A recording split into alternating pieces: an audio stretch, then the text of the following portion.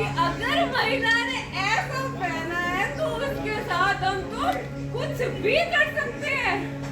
असल में दोष कपड़ों का नहीं है, वो तो पुरुषों की घटिया मानसिकता होती है।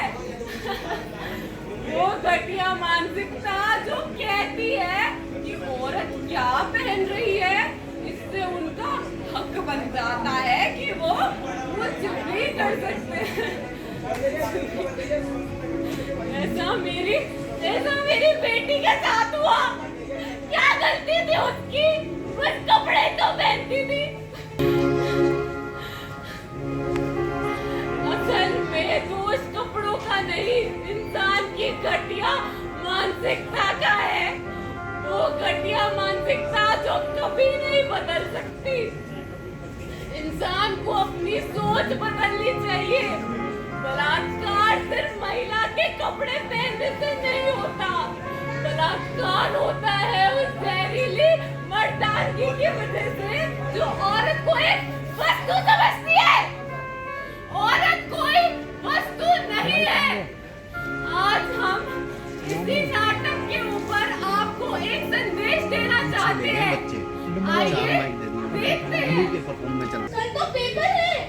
अरे हाँ यार, कल तो पेपर है, और वो भी वनस्पति विज्ञान का। तो हम ये क्यों पढ़ रहे थे इतनी देर से? बताओ कोई तुम्हारी गलती? अरे यार, ये मेडिकल की पढ़ाई नहीं, ऐसा लगता है जैसे भगवान बनने का कोई कोर्स कर रहे हो। बस फर्क इतना है, भगवान को भी ना तो पढ़ना नहीं हो रहा, और भगवान को हमारे जैसे ये मेडिकल के पेपर भी नहीं देने पड़ते होंगे। सोचो, अगर भगवान मेडिकल के पेपर देते तो शायद इंसान कैसे बनते हैं, इसमें सवाल होता। सही कह रही है, पर अगर भगवान को ऑपरेशन करना होता तो वो तो हाथ दिखाकर ही सब ठीक कर देते, और हम यहाँ 10-10 घंटे पढ़कर बैठते हैं।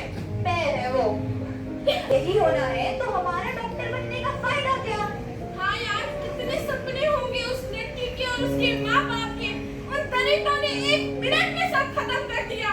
हमने पहले पढ़ा था ना कि इंसान पहले जानवर था। आज अखबारों में खबरें देख के लगता है इंसान आज भी जल्लाद है। दुख में डूबे हुए ये एक ऐसा घाव है जिसका ना कोई मरहम है और ना ही कोई दवा। नहीं रख पाए। अरे कोई इंसान इतना निर्दयी कैसे हो सकता है? कितने प्यार से बड़ा किया था, कितने अरमान सजोए थे, क्या क्या सपने देखे थे, लेकिन सब बर्बाद हो गया। अरे तेरे तूने सब बर्बाद कर दिया। मुझे विश्वास नहीं हो रहा कि अब हमारी बच्ची हमारे साथ नहीं रही। हमने सोचा था हम उसे सुरक्षित रखेंगे, पढ़ाएंगे, उसको अपने पैरों पर खड़ा करेंगे, पर इन हैवानों ने सब नष्ट कर दिया, सब नष्ट कर दिया। अरे मेरे दिल में बस एक सवाल है, क्यों? अरे आखिर हमारी बच्ची की गलती क्या थी? उसने किसी का क्या बिगाड़ा था जो उसके साथ ऐसा हुआ? अरे गलती क्या थी उसकी? आज ये घिनौनी हरकत हमारी बेटी के साथ हुई है, कल समाज में किसी और के साथ ऐसा होगा। इसीलिए हम चुप नहीं बैठेंगे, हमें उन हैवानों के खिलाफ आवाज उठानी होगी और अपनी बेटी के लिए न्याय मांगना होगा। अगर इनको 10-20 साल के बाद भी न्याय मिल गया तो ऐसे न्याय का क्या फायदा? सिर्फ उसकी पुलिस ने तो सिर्फ एक इंसान को गिरफ्तार किया, जबकि सबको पता था कि ये गैंग रेप का मामला है। मुझे तो समझ नहीं आता आखिर कब तक हम अपनी बेटियों को जिंदगी होते रहेंगे। अरे तुम्हें याद है ना वो 2012 का निर्भया रेप केस और 2024 का ये कोलकाता रेप केस? क्या वाला मीडिया अपनी भूमिका निभा रहा है, सवाल किए जा रहे हैं। आइए सुनते हैं ये सवाल। मेरा नाम जायरा है और मैं मारा। हम जुड़े हुए हैं आपके साथ कल तक न्यूज चैनल से।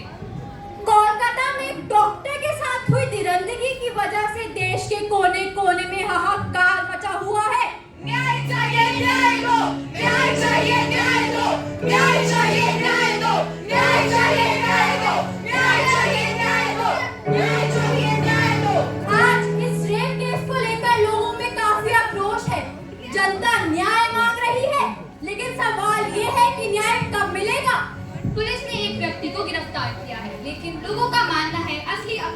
अभी भी खुले में घूम रहे हैं। काफी महत्वपूर्ण सबूत गायब कर दिए गए हैं और पीड़िता के माता पिता को अभी तक न्याय नहीं मिला है।